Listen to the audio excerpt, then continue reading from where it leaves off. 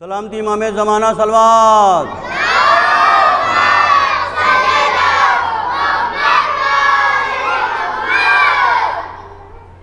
ला हौल वला कुव्वत मिनश शैतानिर रजीम। बिस्मिल्लाहिर रहमानिर रहीम। अल्लाहुम्मा सल्लि अला मुहम्मद व आले मुहम्मद। अल्हम्दुलिल्लाहि रब्बिल आलमीन रहमानिर रहीम मालिकि यौमिद्दीन। इय्याका नअबुदु व इय्याका नस्तईन। इहदिना सिरातल मुस्तक़ीम सिरातल लज़ीना अनअमता अलैहिम गैरिल मग़ज़ूबि अलैहिम वलद्दाल्लीन। अल्लाहुम्मा सल्लि अला मुहम्मद व आले मुहम्मद। मोमिनीन से गुजारिश है कि मजलिस का आगाज़ तिलावत कलाम पाक से हो चुका है। तमाम मोमिनीन कराम से गुजारिश है कि जहाँ आपने इतना तामुन किया, लिहाजा गुजारिश है कि बराए मेहरबानी फरशज़ा पे भी तशरीफ़ लिया ताकि आपकी शहज़ादी का ये भी तबर्रुक आपकी खिदमत में पेश किया जा सके। लिहाजा मोहतरमाना गुजारिश है, जो हज़रत बाहर खड़े यहाँ से देख रहे हैं, उनसे गुजारिश है कि वज़ा खाने में तशरीफ़ ले आएँ। जनाब फ़ज़ल सल्लल्लाहु से गुजारिश है कि वो तशरीफ़ लाएँ और इमाम बारगाह अक़ीदत अपना कलाम पेश करें। फ़ज़ल सल्लल्लाहु से गुजारिश है कि वो तशरीफ़ लाएँ और इमाम बारगाह अक़ीदत अपना कलाम पेश करें। नारे सलाम। एक सलवात पढ़ दे मोहम्मद वाले मोहम्मद।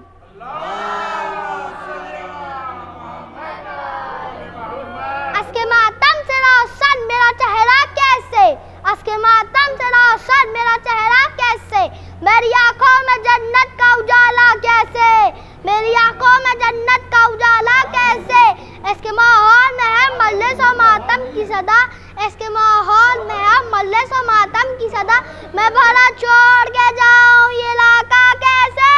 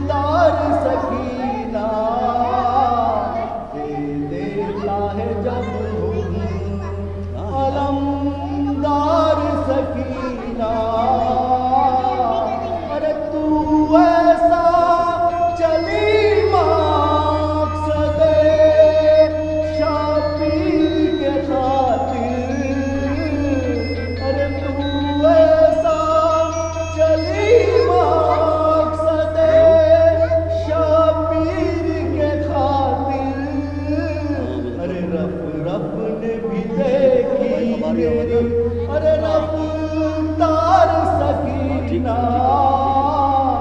रब रब ने भी देखी तेरी, अरे रफ्तार सकीना, अरे क्या होता अगर ख़ैमे में, अरे क्या होता अगर ख़ैमे में मशकीज़ के बदले, अरे क्या होता अगर ख़ैमे में मशकीज़ के बदले अब्बास को दे देती जो, अरे तलवार सकीना, अब्बास को दे देती जो तलवार सकीना। सलवात पढ़ दे मोहम्मद वाले मोहम्मद। करम हम सब के साथ, नाम अपना भी रहे बूज़रो कंबर के साथ। कातिबे तकदीर कर इतना करम हम सब के साथ, नाम अपना भी रहे बूज़रो कंबर के साथ। हम मुसलमान हैं और अज़ादाराने हुसैन, जाए हम फिरदौस में अपने पूरे घर के साथ। नारे सलवात। कड़ियाँ मिलती जा रही है, सिलसिला मिल जाएगा। कड़ियाँ मिलती जा रही है, सिलसिला मिल जाएगा। जब मोहम्मद मिल गए हैं तो खुदा मिल जाएगा। कड़ियाँ मिलती जा रही हैं, सिलसिला मिल जाएगा। जब मोहम्मद मिल गए हैं तो खुदा मिल जाएगा। कुए हुब्बे मुर्तज़ा में शौक़ से गोता लगा, मांगने वाले तलब से भी सिवा मिल जाएगा। नारे सलवात। अल्लाहुम्मा सल्लि अला मुहम्मद व आले मुहम्मद। शाने ज़हरा पर तवे नाने जवी से पूछ लो। शाने ज़हरा पर तवे नाने जवी से पूछ लो। पूछ लो कुरान से, रब्बुल आलमी से पूछ लो। शान ज़हरा पर तवे नाने जवी से पूछ लो। पूछ लो कुरान से, रब्बुल आलमी से पूछ लो। मांगने आते थे जन्नत से मलाइक दर पे भी, मांगने आते थे जन्नत से मलाइक दर पे भी। क्या शरफ देवड़ी का है ना रूहुल अमी से पूछ लो। नारे सलवात। अल्लाहुम्मा सल्लि अला मुहम्मद व आले मुहम्मद। नारे सलवात। अल्लाहुम्मा सल्लि अला मुहम्मद व आले मुहम्मद। ये कह रही है शम्मे इमामत हुसैन की,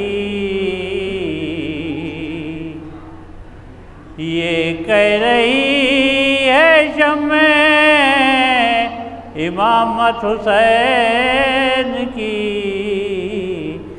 हर गाम पर तुम्हें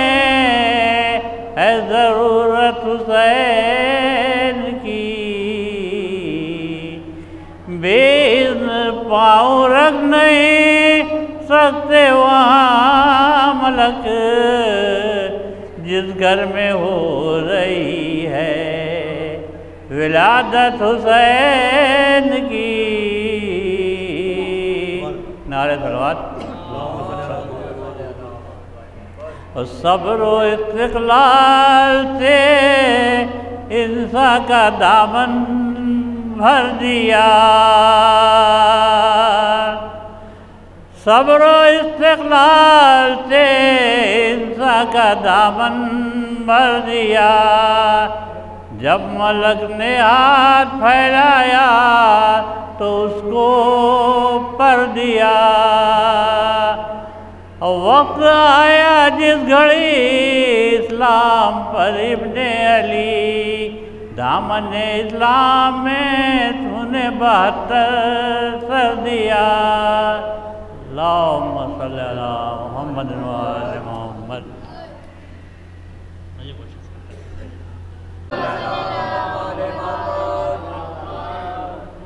रात दिन शयदी में जिंदगी हमारी है। रात दिन शयदी में जिंदगी हमारी है। करबला बनी जब से शय की राजधानी है। करबला बनी जब से शय की राजधानी है। ऐ यजीद पोंछ आंसू सो जा नर्म बिस्तर पर। ऐ यजीद पोंछ आंसू सो जा नर्म बिस्तर पर। जीत की पशेमानी हार की निशानी है। जीत की पशेमानी हार की निशानी है। सलवात।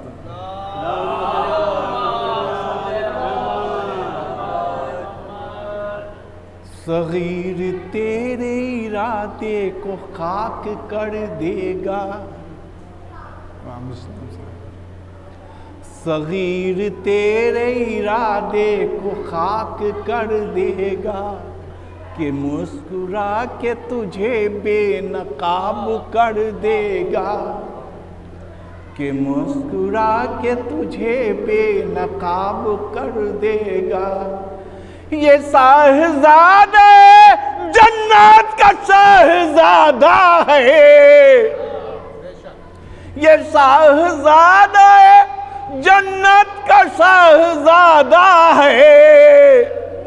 यजीद तुझको जहन्नुम में आग कर देगा। यजीद तुझको जहन्नुम में आग कर देगा।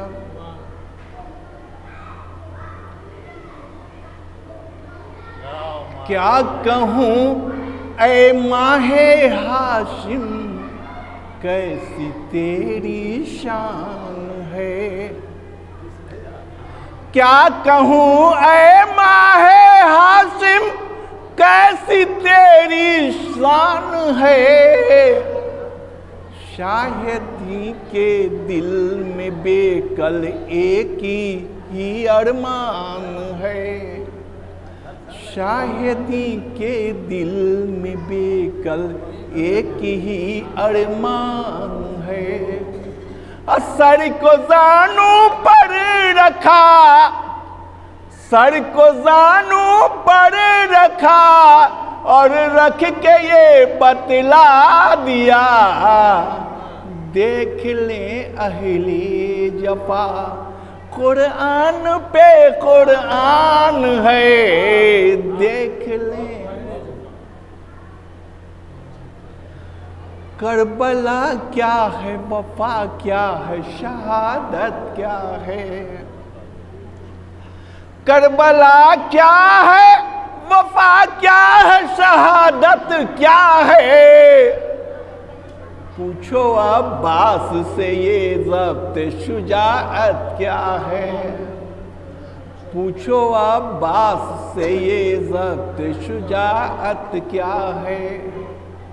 रोक लेता है निगाहों से जो लाखों का हुजूम, रोक लेता है निगाहों से जो लाखों का हुजूम। उसको तलवार उठाने की जरूरत क्या है। उसको नारे सलवार। अली सल्लल्लाहु से गुजारिश हो तशरीफ लाए। एक मिनट पढ़ना।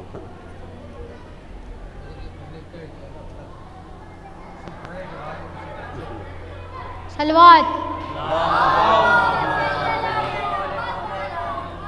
हाँ, जब हुई जंगे अहद कह के अल्लाह मदद, पहुँचे मैदान में मोहम्मद तो ये लश्कर से कहा, जाओ सब अपनी जंगा और सुनो हुक्म मेरा, जब तलक मैं न कहूँ छोड़ना मत अपनी जंगा। ये मगर हो न सका, झूठा ऐलान हुआ, मुस्तफ़ा मारे गए।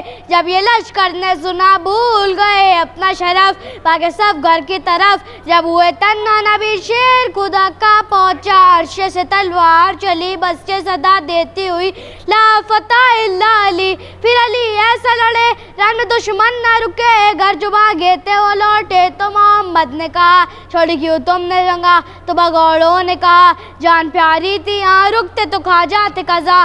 बोले है दर से नबी तुम क्यों गए ना अली। फिर अली कहने लगे जब सदा आई मुझे तो मेरे दिल ने कहा आज सब खत्म हुआ, जब मोहम्मद ही नहीं जीने का मकसद ही नहीं।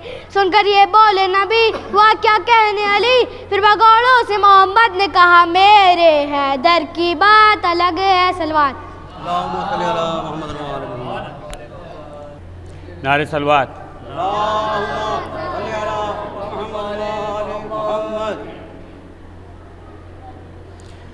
हुसैन इब्ने अली के इश्क में जो चूर होता है, हुसैन इब्ने अली के इश्क में जो चूर होता है, उसे हुक्म खुदा हर हाल में मंजूर होता है। हुसैन इब्ने अली के इश्क में जो चूर होता है। और जब कोई मोमिन परदेश में होता है उसके लिए सुनेंगे। बना लेता है अपने दिल में छोटा सा खाना, बना लेता है अपने दिल में छोटा सा खाना। हुसैनी गए मुहर्रम में वतन से दूर होता है। हुसैन इब्ने अली के इश्क में जो चूर होता है। सजा लो जिस तरह जैसे भी लेकिन ये हकीकत है। सजा लो जिस तरह जैसे भी लेकिन ये हकीकत है। जहाँ मजलिस नहीं होती वो घर बेनूर होता है। हुसैन इब्ने अली के इश्क में जो चूर होता है। और आंसुओं की फजीलत देखें, इधर फर्शे अज़ा पर आँख से आंसू निकलते हैं। इधर फर्शे अज़ा पर आँख से आंसू निकलते हैं। उधर दिल से ज़माने भर का गम काफूर होता है। हुसैन इब्ने अली के इश्क में जो चूर होता है। मशीयत थी कि पानी से रहें महरूम करबल में। मशीयत थी कि पानी से रहें महरूम करबल में, वगरना क्या कभी मासूम भी मजबूर होता है। हुसैन इब्ने अली के इश्क में जो चूर होता है। और मक्ता समात फरमाएं। सबक आदम की खिलकत से यही हमको मिला सालिम। सबक आदम की खिलकत से यही हमको मिला सालिम। वही शैतान हो जाता है जो मगरूर होता है। हुसैन इब्ने अली के इश्क में जो चूर होता है, उसे हुक्म खुदा हर हाल में मंजूर होता है। हुसैन बाँट रहे हैं निजात ले जाओ। हुसैन बाँट रहे हैं निजात ले जाओ। हुसैन बाँट रहे हैं निजात ले जाओ। ये करबला है मोजिज़ नुमा की बस्ती है। ये करबला है मोजिज़ नुमा की बस्ती है। कफन में अपने लपेटो निजात ले जाओ। हुसैन बाँट रहे हैं निजात ले जाओ। कसम हुसैन की पुरसे में कम ही लगता है। कसम हुसैन की पुरसे में कम ही लगता है। बुलंद जितना मातम में हाथ ले जाओ। हुसैन बाँट रहे हैं निजात ले जाओ। नारे सलवात।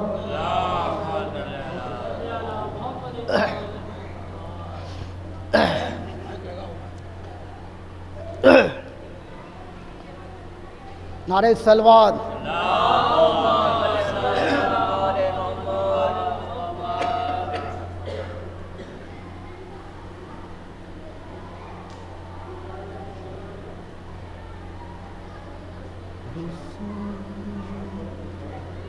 दीन है हुसैन शाह है। शाहों के बादशाह है हुसैन शाह है। शाहों के बादशाह है हुसैन दीन है और दीन की पनाह हुसैन, हुसैन दीन है, हुसैन शाह है, हुसैन शाह है, शाहों के बादशाह है हुसैन, हुसैन दीन है और दीन की पनाह है हुसैन, हुसैन दीन है और दीन की पनाह है हुसैन। नारे सलवात।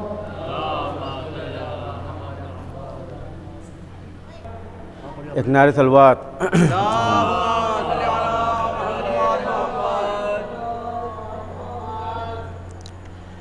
ये कैसी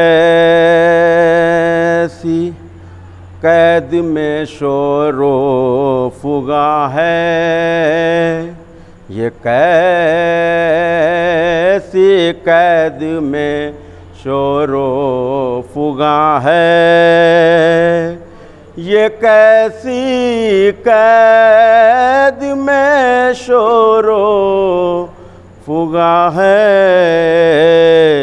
ये लगता है किसी के लब पे जां है, ये लगता है किसी के लब पे जां है, जो उठ कर रात में रोती है अक्सर, जो उठ कर रात में रोती है अक्सर, ये कहती है मेरा बाबा कहाँ है, ये कहती है मेरा बाबा कहाँ है, सरों पर खाक है रुखसार नीले, सरों पर खाक है रुखसार नीले, यतीमी की अलामत सब आया है, यतीमी की अलामत सब आया है, जला दामन है उसका कान जख्मी, जला दामन है उसका कान जख्मी,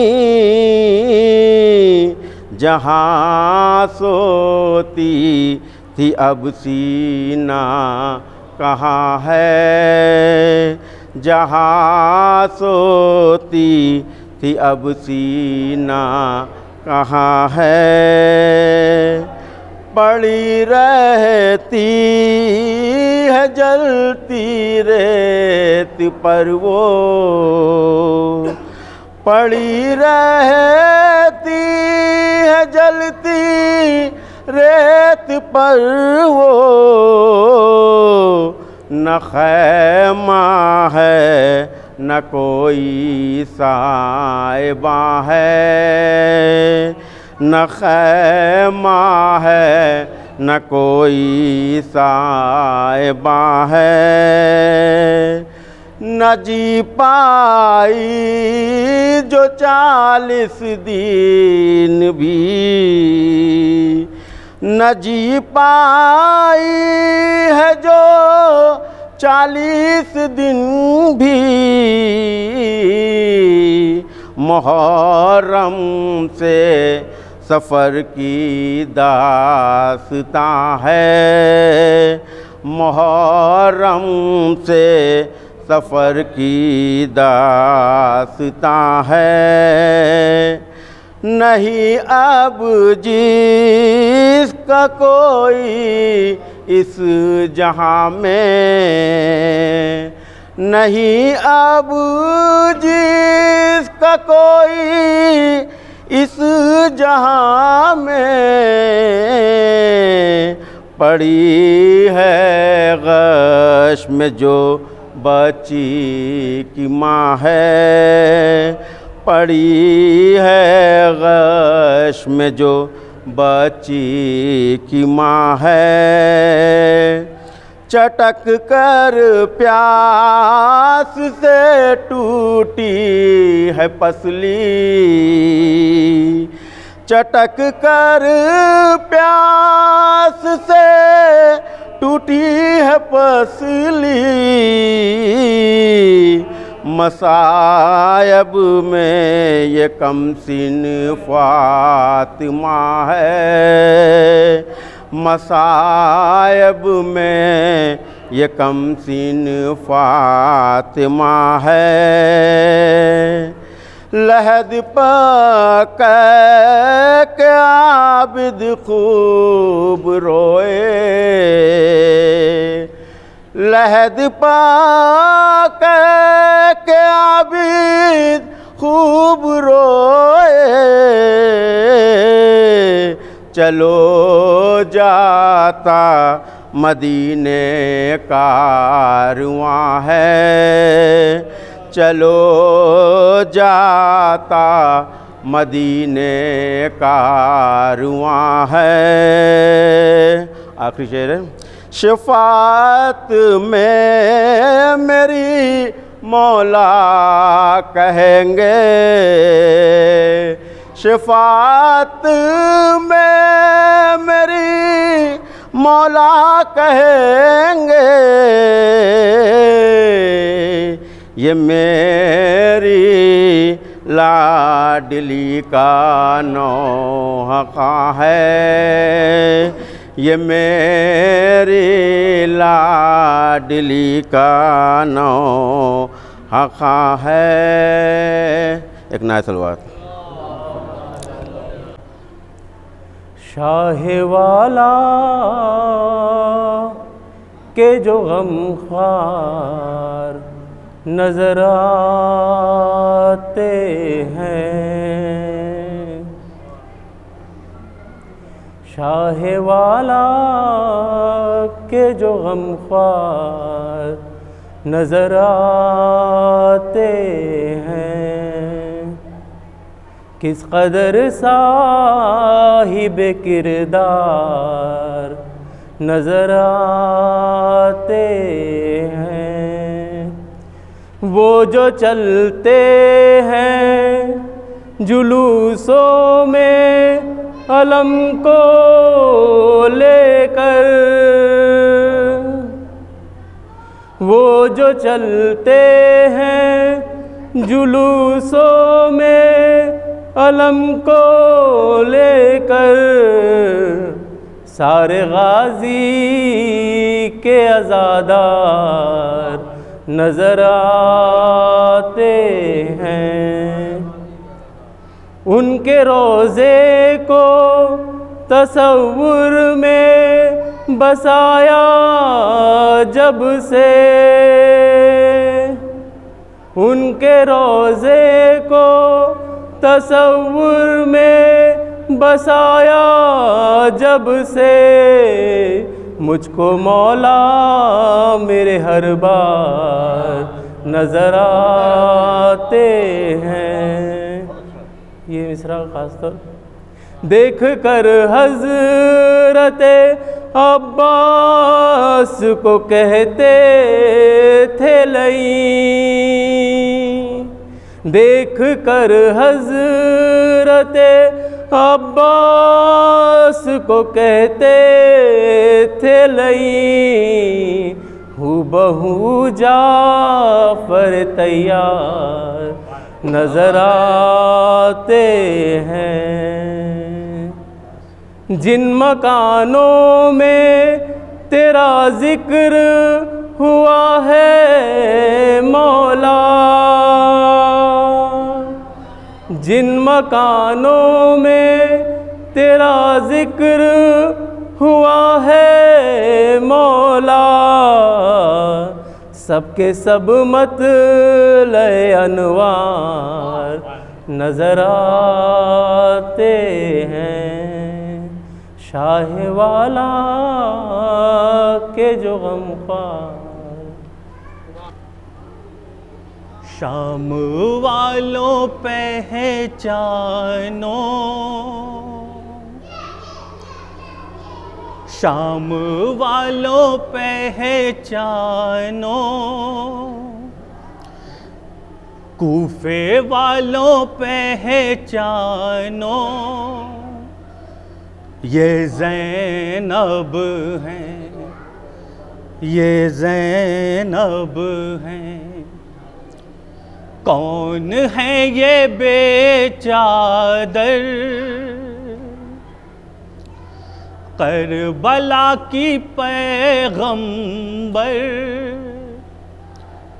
ये ज़ैनब हैं, ये ज़ैनब हैं, ये ज़ैनब हैं।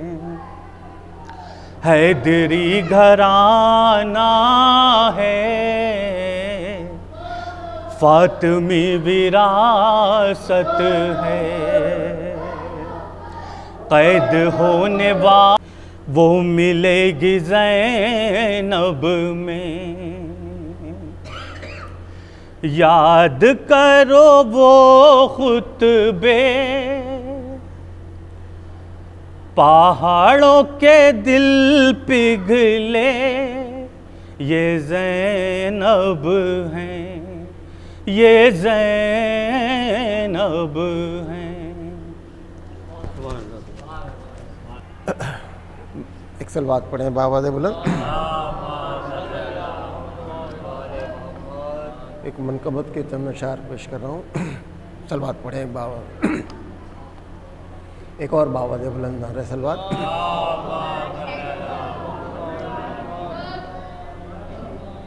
खून हम बहाते हैं, जख्म हम सजाते हैं, खून हम बहाते हैं, जख्म हम सजाते हैं।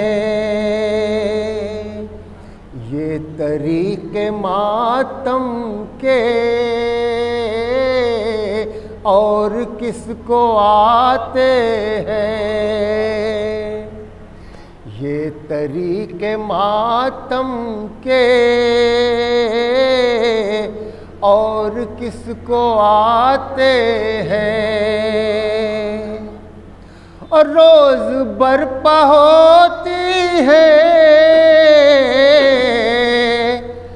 मजलिसे ज़माने में, रोज बरपा होती है मजलिसे ज़माने में। हम तो बाग़े जन्नत में रोज आते जाते हैं, हम तो बाग़े जन्नत में रोज आते जाते हैं। रोज बरपा होती है मजलिसे ज़माने में, हम तो बाग़े जन्नत में रोज आते जाते हैं। और आके देख ले दुनिया आज भी जुलूसों में, आके देख ले दुनिया आज भी जुलूसों में। उनके सर नहीं झुकते जो अलम उठाते हैं, उनके सर नहीं झुकते जो अलम उठाते हैं। और आपको भी मिल जाए दीन का अलम, लेकिन आपको भी मिल जाए दीन का अलम, लेकिन आपका भरोसा क्या, आप भाग जाते हैं। आपका भरोसा क्या, आप भाग जाते हैं।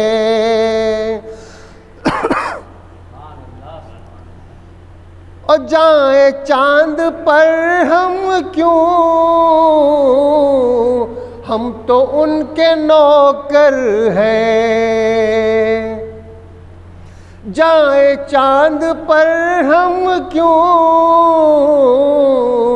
हम तो उनके नौकर हैं। चांद तारे खुद जिनके घर पे आते जाते हैं। चांद तारे खुद जिनके, सलवात पढ़ें एक बाबा बोला। अब मजलिसे हुसैनी में जिंदगी बदलने के, मजलिसे हुसैनी में जिंदगी बदलने के गुर सिखाए जाते हैं, हुर बनाए जाते हैं। गुर सिखाए जाते हैं, हुर बनाए जाते हैं। और तुम अगर करो मातम तुम भी सीख जाओगे, बख्शिशों का दरवाज़ा कैसे खटखटाते हैं। बख्शिशों का दरवाज़ा कैसे खटखटाते हैं। और जो तमाचे खाए हैं तशना लब सकीना ने, पीट पीट कर सीना उसका गम मनाते हैं। पीट पीट कर सीना उसका गम मनाते हैं। और नन्हे नन्हे जो बच्चे करबला में प्यासे थे, उनके गम में हम अब तक अश्के गम बहाते हैं। खून हम बहाते हैं, जख्म हम सजाते हैं। और ये तरीके मातम के और किसको आते हैं। सुभान अल्लाह, सुभान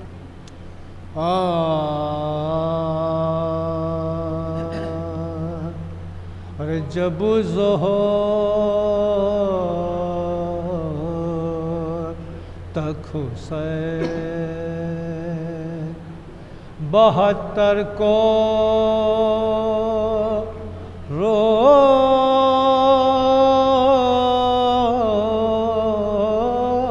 चुके,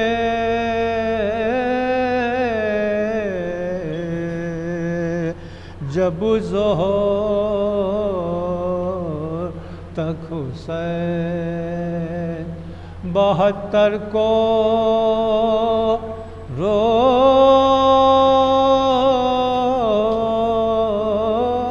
चुके,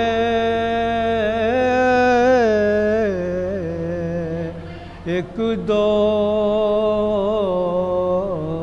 पहर में छोटे से लश्कर को रो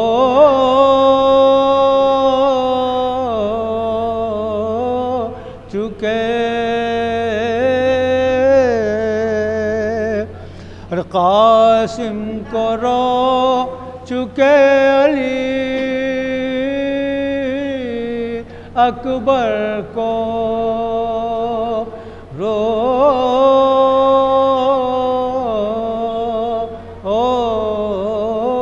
चुके। अरे तुर्बत बना के नन्ही सी असगर को रो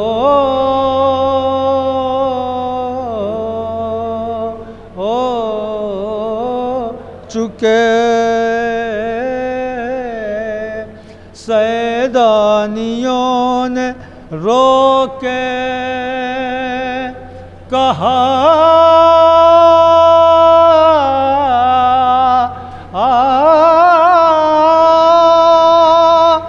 शोरो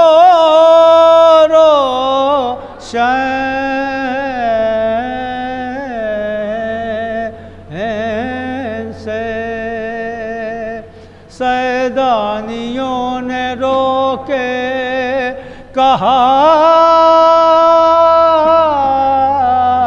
शोरो शहन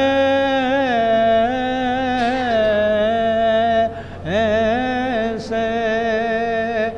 लो अब ज़माना होता है खाली हुसैन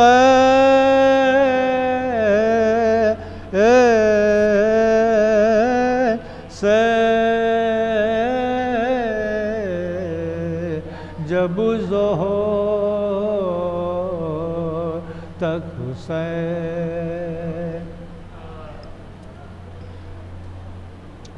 चंद बंद सलाम के अल्लामा मीर अली सल्लल्लाहु मकामों के समाप्त फरमाए पेश खिदमत है।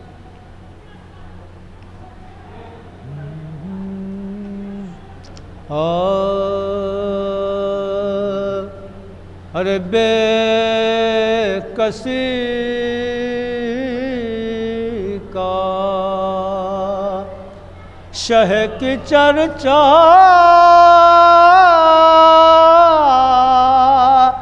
रह गया।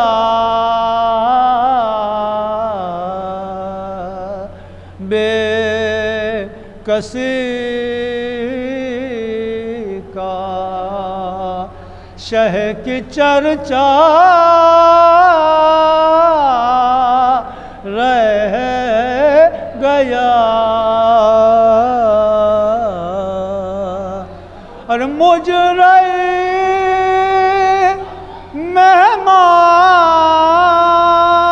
मेहमान प्यासा रह गया। बेकसी का और ज़ोहर तक सब फौज पहुँचे खुल्द में। ज़ोहर तक सब फौज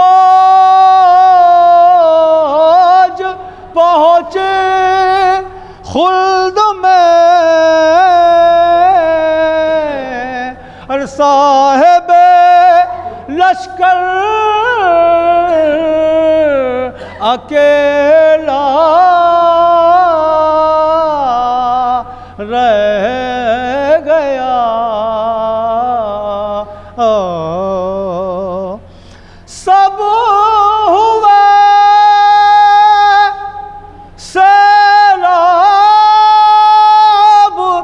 तुझसे ऐ फुरात सब हुए सैराब, तुझसे ऐ फुरात अरे काफिला यसरब का प्यासा रह गया बे ज़ख्म नज़ा खा के अकबर गिर पड़े, ज़ख्म नज़ा खा के अकबर गिर पड़े, अरे छिद के बरछी से कलेजा रह गया। इस कदर था खुश्क हजरत का गला, इस कदर था खुश्क हजरत का गला, और खंजर कातिल भी प्यासा रह गया। जब हुआ बेपर्दा मुस्तफा, और फिर जहां में किस का पर्दा रह गया। बेकसी को कब तलक सोगे उठो ऐ अनीस, कब तलक सोगे उठो ऐ अनीस, अरे दिन बहुत गफलत में थोड़ा रह गया। बेकसी का औज़ु बिल्लाहि मिनश शैतानिर रजीम, बिस्मिल्लाहिर रहमानिर रहीम, अल्हम्दुलिल्लाहि रब्बिल आलमीन, वस्सलातु वस्सलामु अला अशरफिल अंबिया वल मुरसलीन, सय्यिदना व नबीना व शफ़ीइल मुज़निबीना अबिल क़ासिम मुहम्मद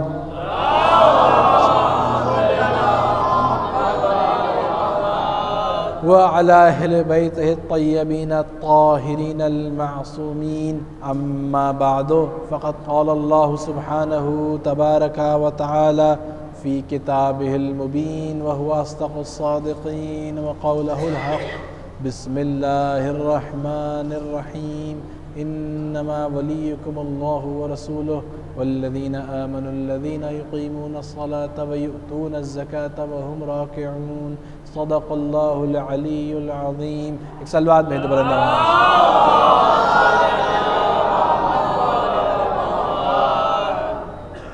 खुदावंद आलम इस आय करीमा में इरशाद फरमा रहा है कि तुम्हारे वली सिर्फ़ और सिर्फ अल्लाह है, अल्लाह का रसूल है, और वो लोग हैं कि जो ईमान लाए, जिन्होंने नमाज कायम की और जिन लोगों ने रुकू की हालत में ज़कात अदा की, ये तुम्हारे वली हैं। अब आज के दिन मैं ये समझता हूँ कि हमारे और आपके 8वें इमाम अली इब्न मूसा रज़ा,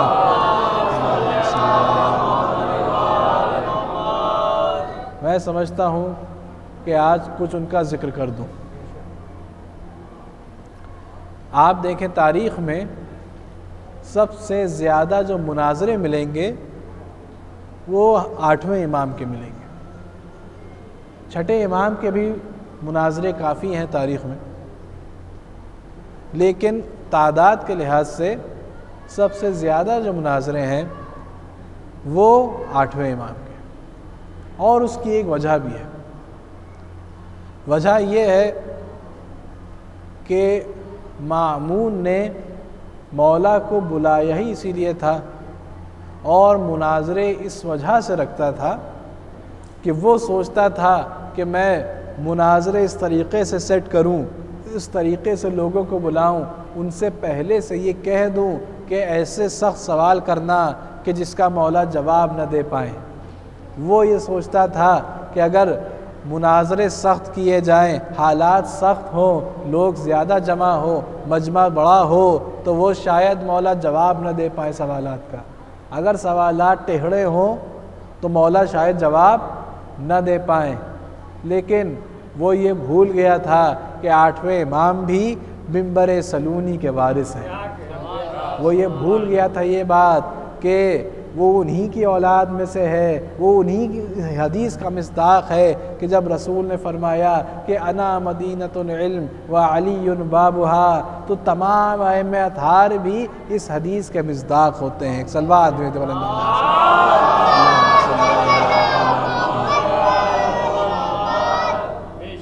तो यहाँ के ऊपर ज़ाहिर है वो मुनाज़रे इस नियत से रखता था कि उनके मानने वालों के सामने मौला का मकाम घट जाए, मौला का मकाम कम हो जाए।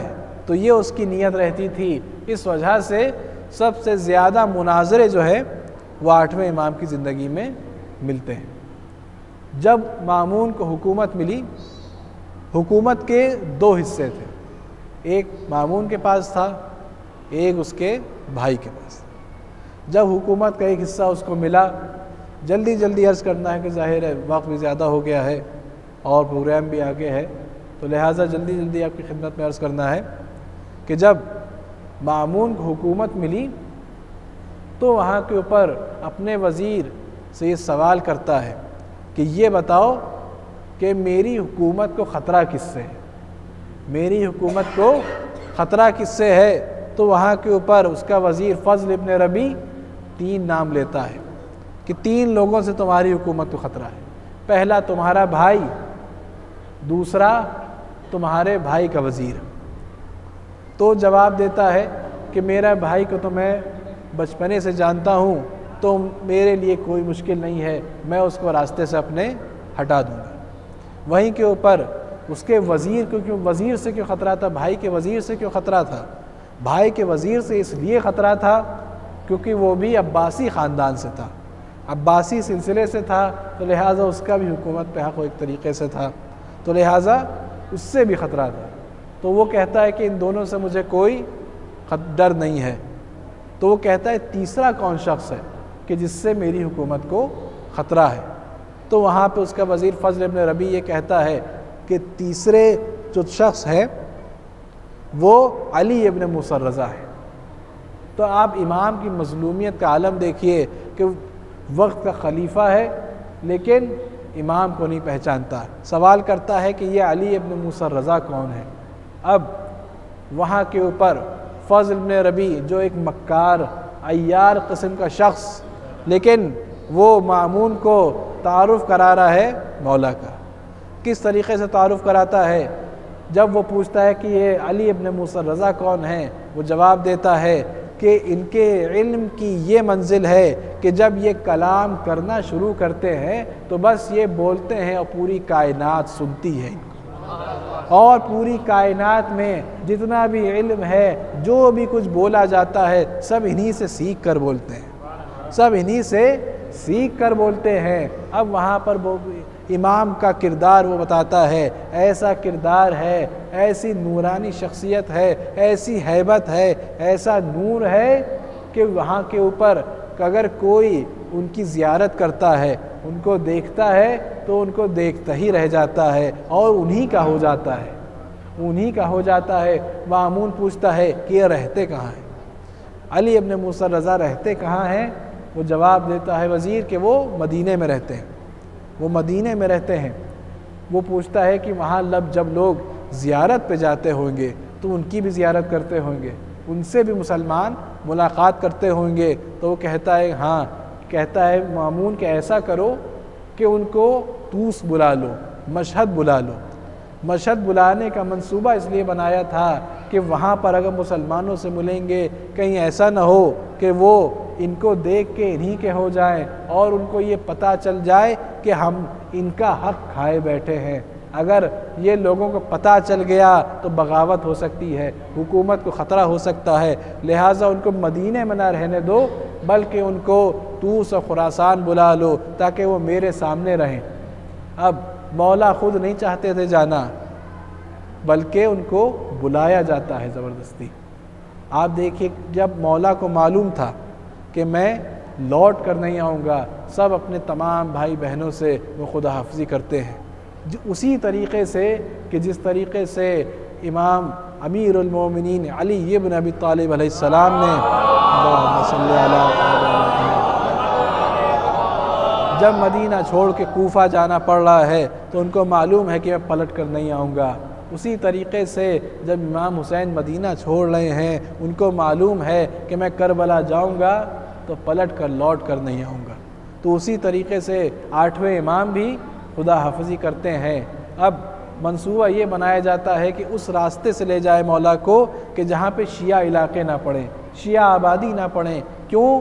क्योंकि ऐसा ना हो कि मौला से मुलाकात हो और मौला से मुलाकात करने के बाद उनको ये एहसास हो जाए कि हम इनका हक़ खाए हुए हैं और वो बगावत करने के लिए खड़े हो जाएं। तो लिहाजा शिया इलाक़ों से उनको न ले जाओ। और जो उनकी सवारी तैयार हुई है, इस तरीक़े से तैयार हुई है कि जिस तरीक़े से मस्तूरात को ले जाया जाता है, पर्दे में अमारी में ले जाया गया। किस लिए? इसी वजह से कि लोग जब उनका नूरानी चेहरा देखेंगे तो सवाल करेंगे कि भाई कौन जा रहा है, ये कौन जा रहा है, ये कौन सवार है। तो वहाँ पे जब लोगों को पता चलेगा कि 8वें इमाम जा रहे हैं, कहीं ऐसा ना हो कि उनकी मारफ़ी, उनका तारुफ़ लोग कराएं और उनको ये ख़बर हो जाए कि हम इनका हक़ खाए बैठे हैं और बगावत करने लगें। लिहाजा पूरे मंसूबे के तहत उनको लाया जाता है खुरासान।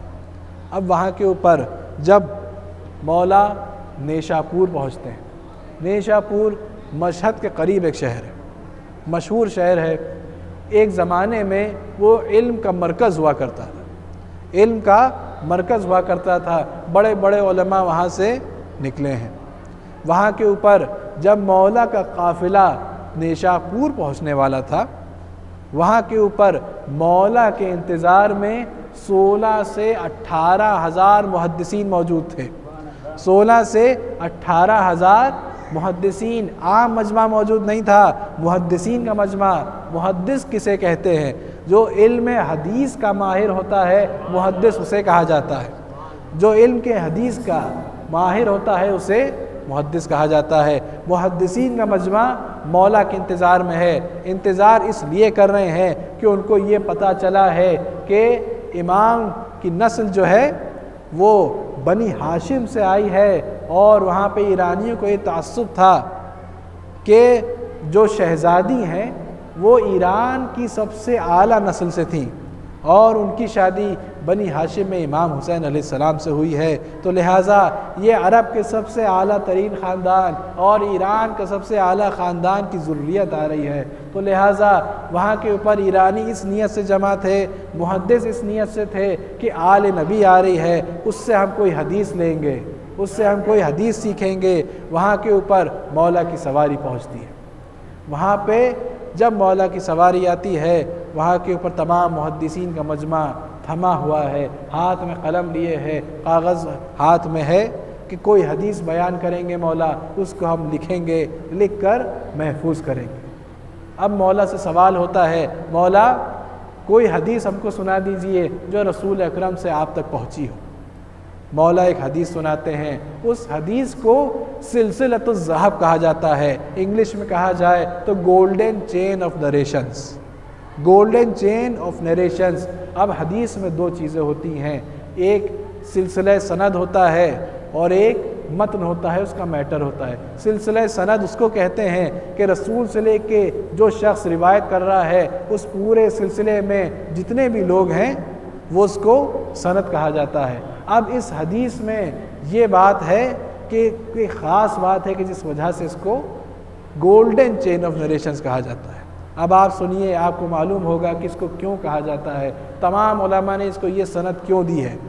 मौला हदीस बयान करते हैं कि मैं अली इब्न मूसा रज़ा, मैंने अपने वालिद इमाम मूसा काज़िम अलैहिस्सलाम से सुना, उन्होंने अपने वालिद इमाम जाफ़र सादिक़ अलैहिस्सलाम से सुना, उन्होंने अपने वालिद इमाम बाक़र अलैहिस्सलाम से सुना, उन्होंने अपने वालिद इमाम ज़ैनुल आबिदीन से सुना, उन्होंने अपने वालिद इमाम हुसैन से सुना, उन्होंने अपने भाई इमाम हसन से सुना, उन्होंने अपने वालिद इमाम अली इब्न अबी तालिब से सुना, उन्होंने रसूल अकरम से सुना ये कि जिब्रील आए ये वही लेकर कि मीकाईल के परों पे लिखा है, अल्लाह ने फरमाया है कलिमतु ला इलाहा इल्लल्लाह हिस्नी फमन दखला हिस्नी अमिना मिन अज़ाबी। तर्जुमा क्या है कि मीकाईल के परों पे ये लिखा है कि जो भी ला इलाहा इल्लल्लाह कहेगा अल्लाह के किले में दाखिल हो जाएगा, अल्लाह के किले में दाखिल हो जाएगा। जो भी इस किले में दाखिल हो गया अल्लाह के अज़ाब से अमान में रहेगा, अल्लाह के अज़ाब से बचा रहेगा। मौला ने यह हदीस सुनाई और पर्दा गिरा दिया और सवारी के लिए हुक्म दिया कि मेरी सवारी आगे बढ़ाई जाए। अब मैंने तो जल्दी जल्दी बयान किया, लेकिन मौला ने आहिस्ता और शुमुर्दा अल्फाज में बयान किया कि तमाम मुहद्दिसीन का मजमा इसको लिख सके, इसको लिख सके, और उसके बाद सवारी को आगे बढ़ने का हुक्म दे दिया। वहाँ के ऊपर जब मुहद्दिसीन ने ये लिखा और फ़िक्र में पड़ गए, मौला ने उनको एक लम्हे फ़िक्रिया दिया।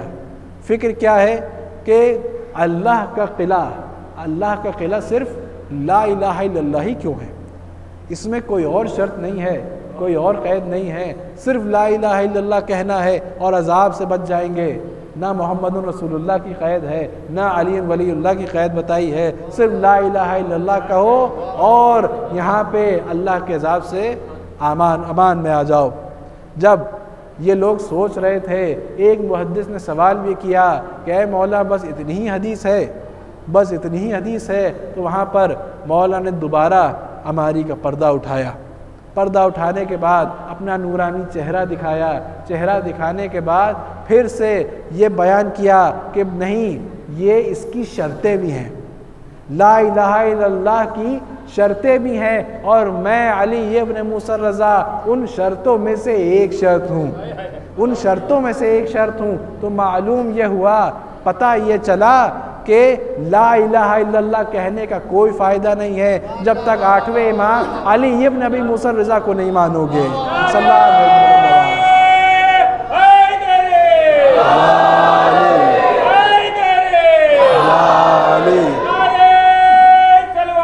अल्लाहुम्मा सल्ली अला मुहम्मद व आले मुहम्मद। ये जो सिलसिलतुस सनद है, यहाँ के ऊपर अहले सुन्नत के बड़े इमाम अहमद इब्न हम्बल वो अपनी किताब मुस्नद अहमद में ये लिखते हैं कि ये सब हदीस है सिलसिलतुस ज़हब। इसका ये कमाल है कि अगर इस सिलसिले की, यानी जो एक सनद है, एक सिलसिला है और मतन है, अगर इस सिलसिले को, इस नरेशन को, इस गोल्डन चेन ऑफ नरेशन को सिर्फ इनके नाम ही, इस हदीस के रावियों के नाम ही अगर किसी दीवाने पर दम कर दिए जाए तो उसे फाका हो जाए, अगर किसी बीमार पर दम कर दिए जाए तो वो सेहतयाब हो जाए, अगर किसी बेईमान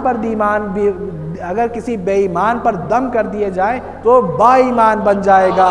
ये कौन लिख रहा है? अहले सुन्नत के बड़े आलिम लिख रहे हैं, हम नहीं, हमारी किताब में ये नहीं है, उनकी किताब में मौजूद है। आप तसव्वुर कीजिए कि अगर सिर्फ नाम में इतनी कुदरत है, सिर्फ नाम में इतनी ताकत है, नाम में इतना कमाल है कि अगर अहले बैत के नाम सिर्फ नाम दम कर दिए जाए मरीज़ पर तो उसको शिफा हो जाए, सिर्फ दम कर दिए जाए किसी पागल दीवाने पर तो इफाका हो जाए, उसकी दीवानगी दूर हो जाए। तो तसव्वुर कीजिए जब नाम ऐसे हैं तो इस साहिबे नाम कैसे होंगे। तसव्वुर कीजिए कि जब नाम ऐसे हैं तो जिनका ये नाम है वो शख्सियात कैसी होंगी, वो ख़ुद कितने बाकमाल होंगे, कितने बाअज़मत होंगे, किस मकाम पर होंगे। एक सलवात भेज दो बुलंद।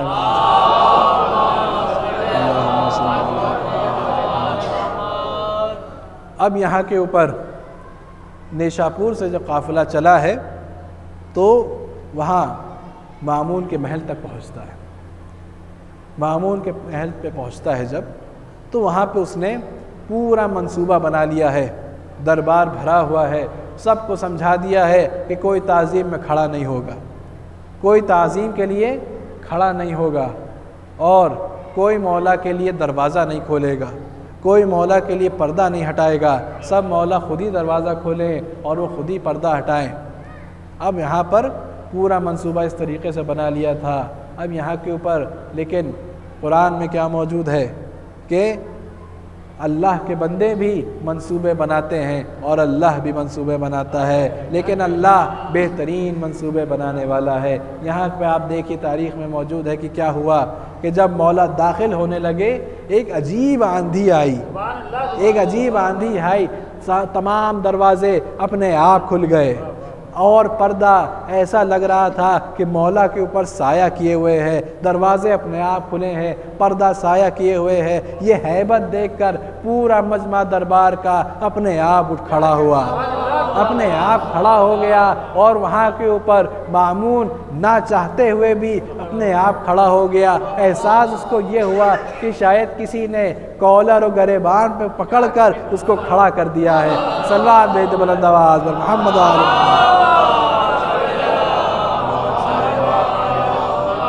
वहाँ के ऊपर या अली या अली अल्लाहुम्मा सल्ली अला मुहम्मद व आले मुहम्मद। वहाँ के ऊपर अब वो ये कहता है कि मौला आपके लिए मैंने एक मिंबर बनाया है, तो मौला फरमाते हैं कि मैं इस मिंबर पे नहीं बैठूँगा क्योंकि इस मिंबर से तो जुल्म की बू आ रही है, मेरे लिए नई मसनद बिछाओ, नया मिंबर लगाओ। नई मसनद बिछाई जाती है, उससे मौला तशरीफ़ लाते हैं। वहाँ के ऊपर वो ये पेश करता है, ये ऑफ़र देता है कि आप मेरे वली अहद बन जाइए, आप मेरे हुकूमत के क्राउन प्रिंस बन जाइए। तो मौला फरमाते हैं कि मुझे कबूल नहीं है, तेरी वली अहदी मेरी ठोकरों पर है, तेरी वली अहदी मुझे कबूल नहीं है। तो वो कहता है कि नहीं मौला आपको बनना होगा। तो मौला फरमाते हैं तो पूछ क्यों रहे हो, अगर मुझसे पूछ रहे हो तो मुझे कबूल नहीं है, अगर पूछ नहीं रहे हो तो फिर अगर बना ही दिया है तो फिर पूछना कैसा। लेकिन मौला शर्त रखते हैं, शर्त यह है कि तुम वली अहद तो बना रहे हो लेकिन मैं कोई फ़ैसला नहीं करूँगा, मैं कोई फ़ैसला नहीं करूँगा। वो कबूल कर लेता है कि चलिए ठीक है आप फ़ैसला ना कीजिए, आपने कबूल कर लिया। वो ये समझा नहीं था, बाद में उसको समझ में आया।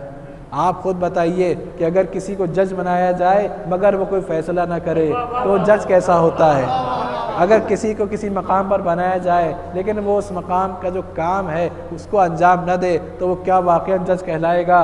तो लिहाजा वो समझा नहीं था ये बात, लेकिन उसने कबूल कर ली मौला की ये शर्त। एक मरतबा दरबार में एक चोर को लाया जाता है, चोर को लाया जाता है और उससे पूछा जाता है ये बताओ कि तुमने चोरी की है कि नहीं की है। वो कबूल करता है कि मैंने चोरी की है। मामून वहाँ के ऊपर कहता है कि याद रखो अगर 3 मरतबा इकरार कर लिया तो फिर हाथ काट दिए जाएंगे। 3 मरतबा इकरार कर लिया हाथ काट दिए जाएंगे। चोर कहता है मुझे मालूम है, मगर काटेगा कौन? तुम काटोगे? काटेगा कौन? तुम मेरे हाथ काटोगे? अरे तुम तो खुद एक चोरी का नतीजा हो, तुम तो खुद एक चोरी का नतीजा हो। शायद मेरे बच्चे और जवानों को नहीं मालूम हो, उसने खुद बयान किया। बयान ये किया कि जब तुम्हारे बाप ने ख़जाने में से माल चुराया था और उससे एक कनीज़ ख़रीदी थी, उसका नतीजा हो तुम, उसका नतीजा हो तुम। जो खुद चोरी का नतीजा हो वो चोर को क्या सज़ा देगा? वो चोर को क्या सज़ा देगा? तो लिहाजा वहाँ के ऊपर जब वो ये कहता है, मामून को गुस्सा आ जाता है कि मेरी इतनी बेइज्जती, एक तो चोरी ऊपर से सीना जोरी, एक तो चोरी कर रहा है ऊपर से सीना जोरी कर रहा है, खलीफा से ऐसे गुफ्तगू कर रहा है, इस तरीके से गुस्ताखी कर रहा है।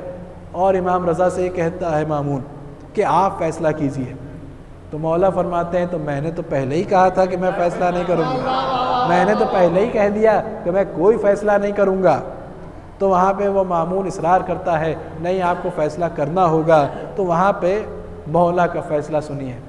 मौला ये फ़ैसला सुनाते हैं कि ये चोर जो कह रहा है बिल्कुल सच कह रहा है, चोर जो कह रहा है बिल्कुल सच कह रहा है। लेकिन वहाँ के ऊपर मामून गुस्से से चला जाता है और कहता है कि इतनी बेइज्जती तो मेरी आज तक नहीं हुई। वो इस मंसूबे से लाया था मौला को कि मौला का मकाम लोगों के नीचे, लोगों की नज़रों में कम करे। लेकिन हुआ क्या? हुआ ये कि उसकी हकीकत लोगों के सामने आ गई, उसकी हकीकत, उसकी असलियत लोगों के सामने आया हो गई। सलवात भेद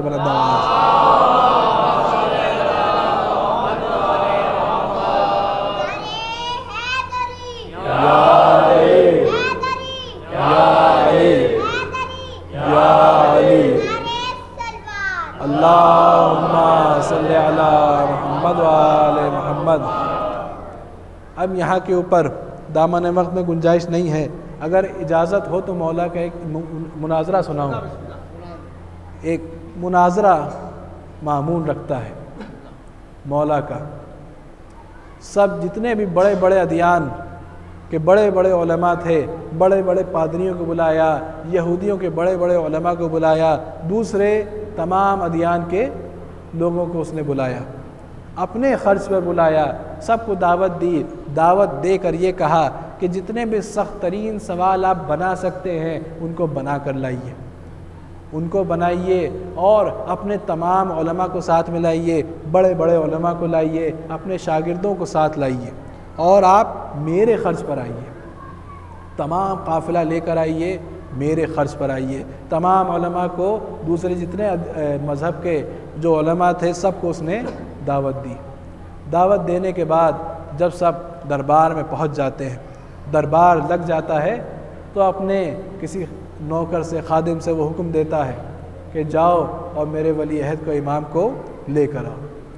वो जिसको हुक्म देता है वो मौला का चाहने वाला होता है, तक़य्ये में होता है, भागते हुए जाता है मौला के पास, हाँफते हुए परेशान हाल कि मौला आपके लिए मुनाजरा रखा है, आपको मामून ने बुलाया है। मौला पूछते हैं, उससे ये कहते हैं ये बताओ, बुलाया मुझे है, परेशान तो तुम नज़र आ रहे हो, बुलाया हमें है, परेशान तो तुम नज़र आ रहे हो। तो कहता है कि मुनाजरा रखा है। मुनाजरे में होता ये है कि सवाल कुछ होता है, पेश किसी और तरीक़े से किया जाता है और इस तरीक़े से चीज़ें होती हैं कि बड़ा पेचीदा मामला हो जाता है। तो लिहाजा वो मौला के लिए घबराया हुआ था। मौला पलट कर पूछते हैं, ये बताओ क्या तुम्हें मौला के इल्म पर शक है? तुम्हें मौला के इल्म पर शक है? तो कहता है नहीं मुझे शक नहीं है। लेकिन उसके इत्मीनान के लिए मौला एक कंकरी उठाते हैं, उस पर अपने लुआब दहन लगाते हैं, लगाने के बाद उसके कहते हैं कि तुम अपने दहन में रख लो, तुम अपने मुँह में रख लो। जैसे ही वो मुँह में रखता है गिनती शुरू करता है, 1 2 3 4 5 6 यहाँ तक के 70 तक वो गिनता है। अब जो आसपास लोग मौजूद थे पूछने लगते हैं कि क्या गिन रहे हो, क्या गिन रहे हो? वो जवाब देता है कि ये कंकरी रखने से मैं 70 ज़बानों का मालिक हो गया हूँ, 70 ज़बानों का मुझ पर उबूर हो गया है। वहाँ के ऊपर मौला दरबार में तशरीफ़ लाते हैं। दरबार में तशरीफ़ लाने के बाद मौला मिंबर पर बैठते हैं और सवाल ये करते हैं, ये बताओ कौन मुझसे सवाल करेगा। तो वहाँ पे तय ये होता है कि क्योंकि लोग ज़्यादा हैं तो लिहाजा मौला सवाल करें। अब मौला पहला सवाल ईसाइयों से करते हैं।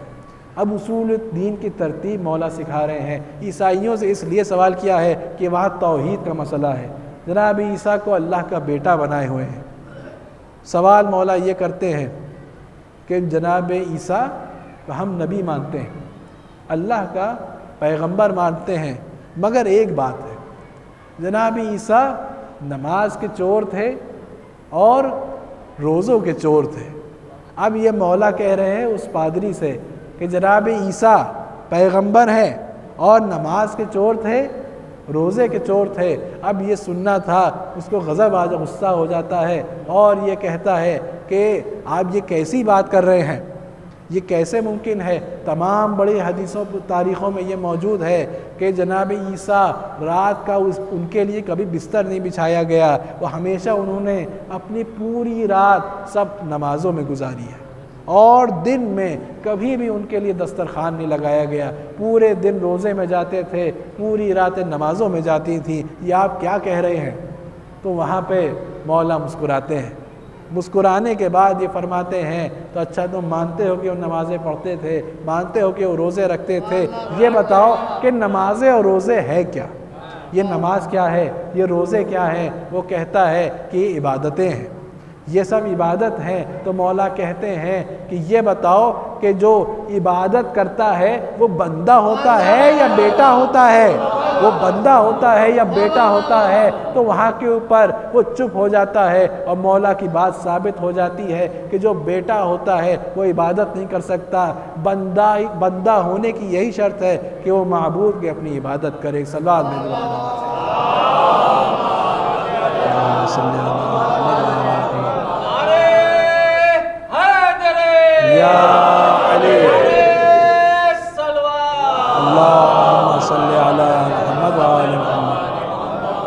अब वहाँ के ऊपर एक यहूदी भी उलमा मौजूद थे।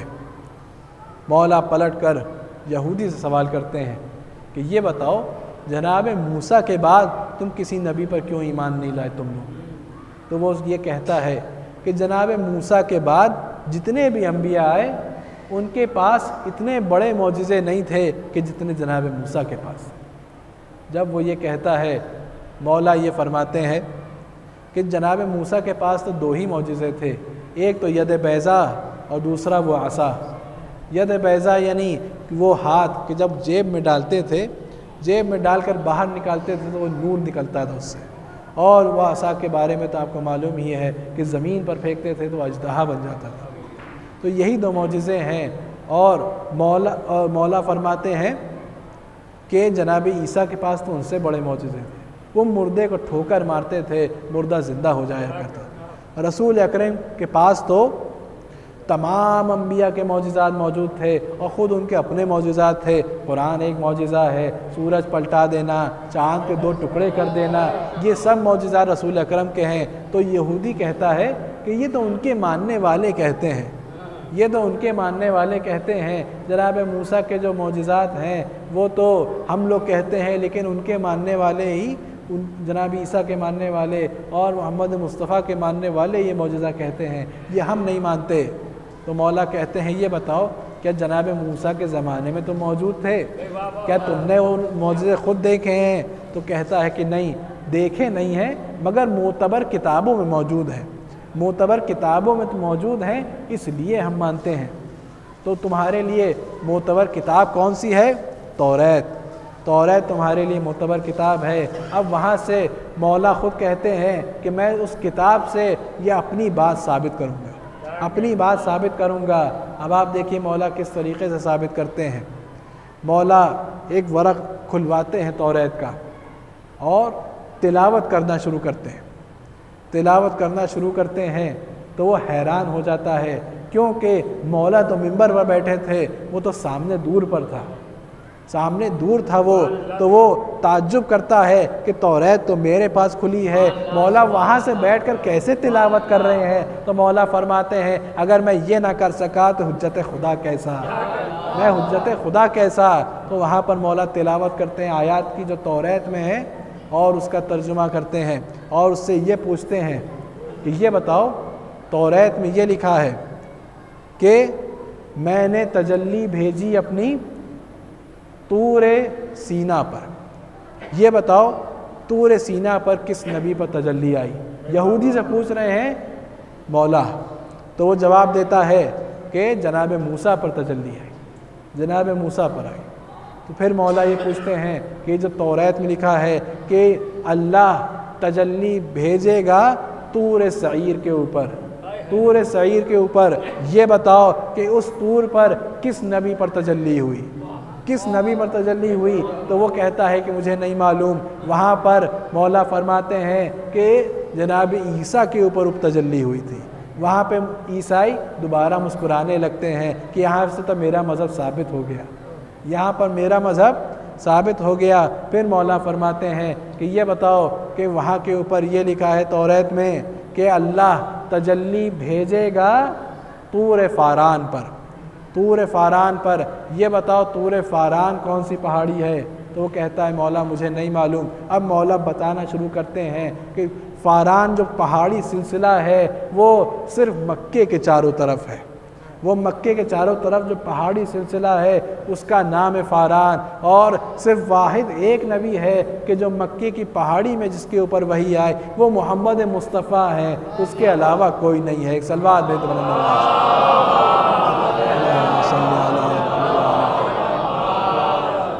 इल्मी मौजिज़े की बात यह है कि मौला ने 1200 साल पहले 1300 साल पहले मुनाजरे में ये फरमाया कि तौरात में ये लिखा है। ये जो तमाम चीज़ें मैंने आपकी बताई आपकी खिदमत में, ये उस ज़माने में 1200 साल पहले मौला ने ख़ुद मुनाजरे में फ़रमाई।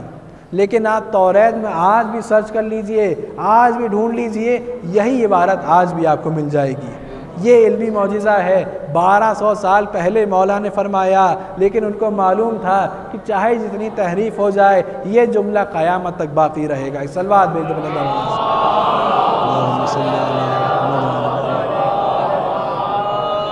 अब आप देखिए कि किस तरीक़े से मौला ने अपना दीन साबित किया और जितनी भी तहरीफ़ात थी सबको बातिल करार दिया, सबको बातिल करार दिया। अब वहाँ के ऊपर अब मामून ये कहता है कि कितने सख्त सवाल कर रहे हो मेरे वली अहद से, अब मुनाजरा ख़त्म करो।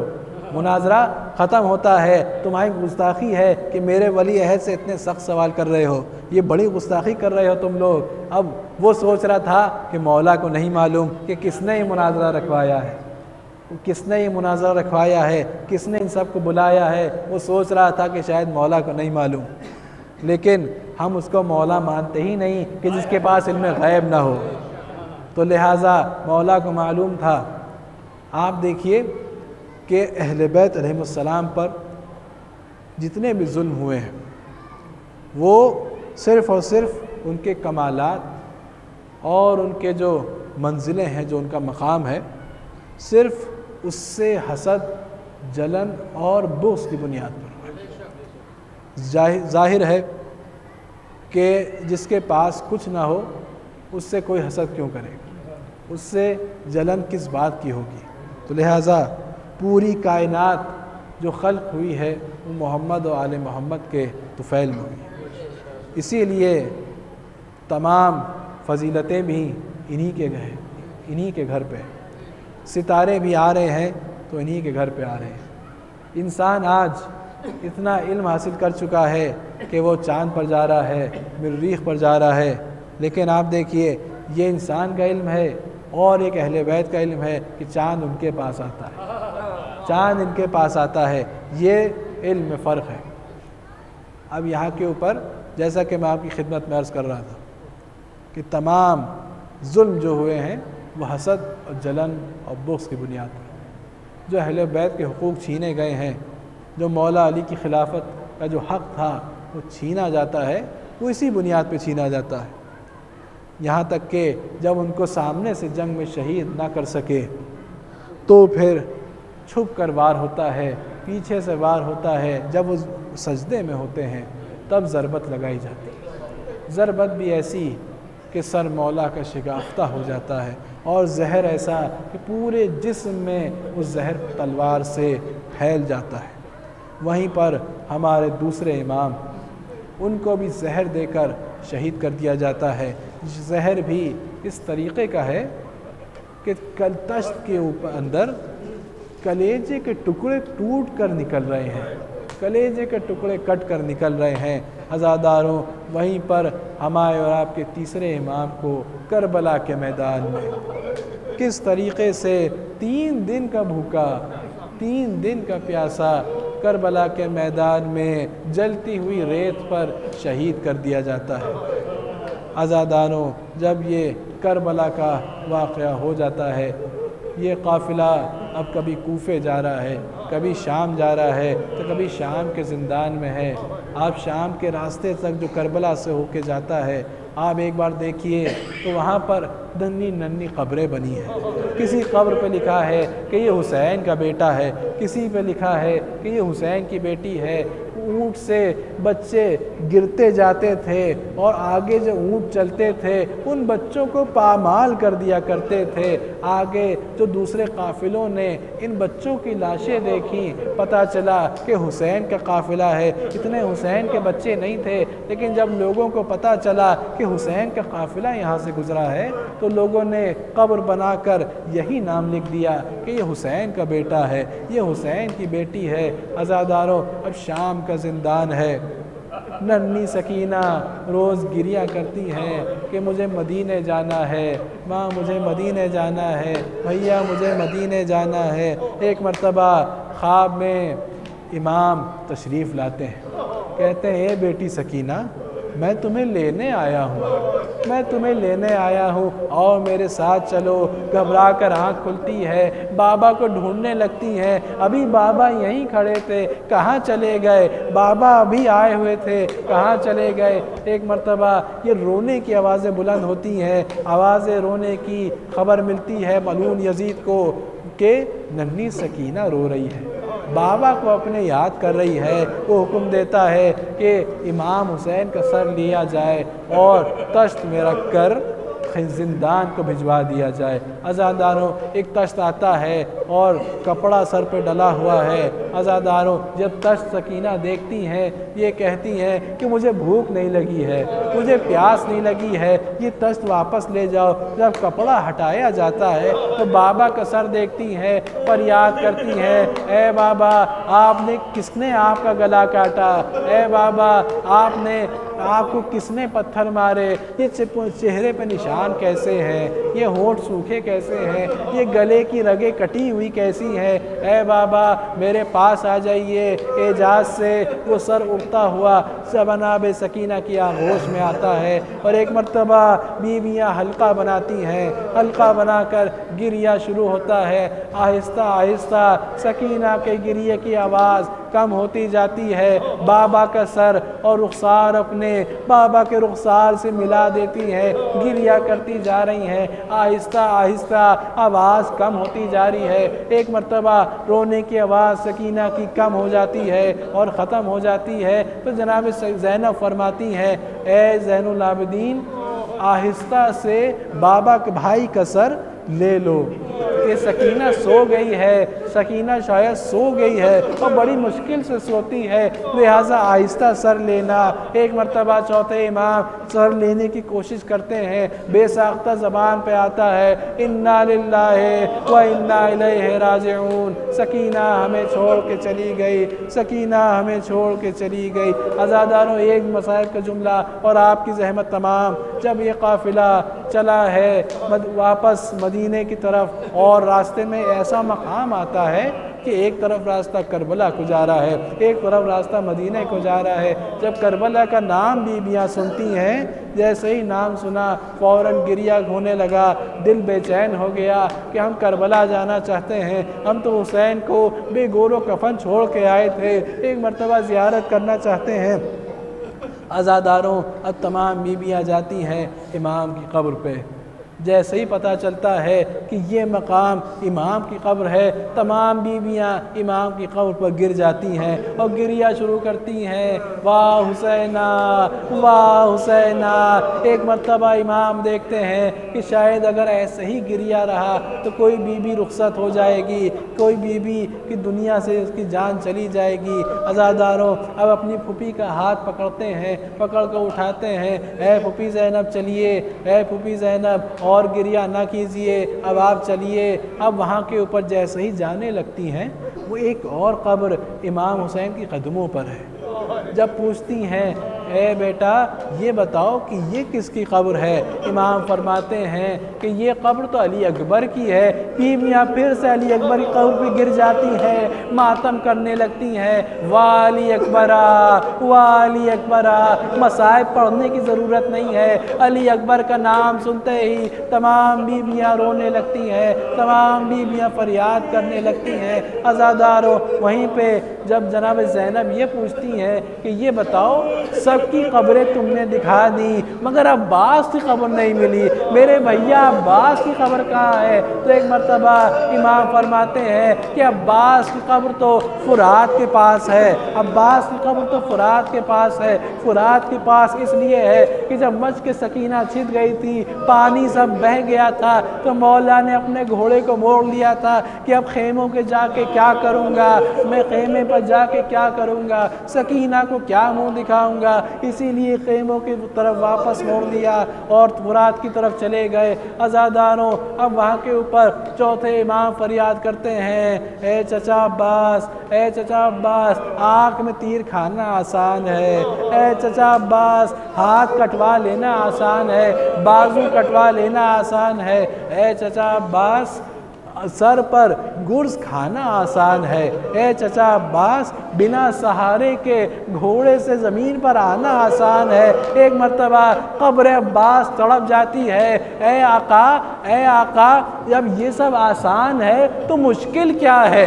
ये आसान है तो मुश्किल क्या है? अज़ादारों, क़यामत के मसाइब हैं। इमाम फरमाते हैं मुश्किल है कि आले मोहम्मद के घर की बीवियाँ हों, कभी इस बाज़ार, कभी उस बाज़ार, कभी इस दरबार, कभी उस दरबार, शराबी का दरबार हो, भरा मजमा हो, बेसर चादर के ज़ैनब खड़ी हो, वहाँ पर शराबी इशारे से कहे, इस मजमे में ज़ैनब कौन है, इस मजमे में ज़ैनब कौन है? सयअलमुल्लज़ीना ज़लमू अय्य मुनक़लिबिन यन्क़लिबून अला लानतुल्लाहिल क़ौमिज़ ज़ालिमीन।